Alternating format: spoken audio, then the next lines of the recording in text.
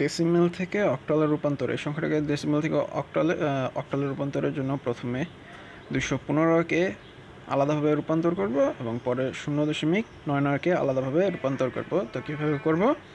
এই যে প্রথম 215 আছে, 215 যেহেতু অক্টালে রূপান্তর বেজ 8, তাহলে 8 দ্বারা ভাগ দিব। 8 দ্বারা ভাগ দিলে ভাগফল হয় 26। হ্যাঁ, ভাগফল 26 আর ভাগশেষ হচ্ছে 7। আবার 26কে যদি 8 দ্বারা ভাগ দিই,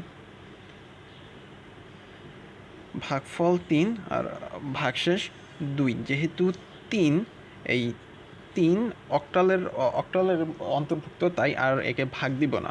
তাহলে এই 215-এর জন্য যে অক্টাল নাম্বারটা হয়, প্রথমে বাম থেকে ডানে, পরে উপর থেকে নিচে, তাহলে কত হয়? 327 হয়। আর যেই 0.9 আছে এর জন্য এটাকে গুণ দিব 8 দিয়ে, তাহলে 7.92 হয়। আর যেই সংখ্যাটা এই দশমিকের আগে আসবে ওইটাকে ডান পাশে লিখে দিব 7। এরপরে সম্পূর্ণ সংখ্যাটা না, যে দশমিকের পরের যেই 9 আছে, দশমিকের পরে যতটুকু আসবে ওইটুকুকে আবার 8 দ্বারা গুণ দেব।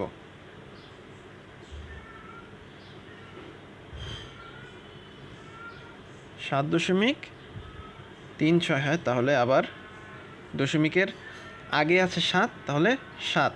এরপর আবার কি করব? আবার দশমিকের পরে যেই যতটুকু সংখ্যা আছে তাকে আবার 8 দ্বারা গুণ দেব।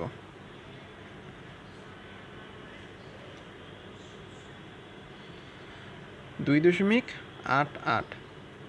তাহলে কত আসে? 2।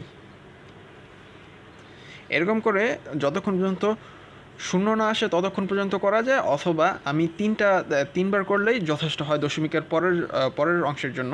তো দশমিকের পরের অংশের জন্য যাব উপর থেকে নিচে, তাহলে এটার জন্য হয় 7.7.2। তাহলে সম্পূর্ণটাকে এই 215.99 ডেসিমেলকে অক্টালে রূপান্তর করলে হয় প্রথমের অংশ 327.772 অক্টাল।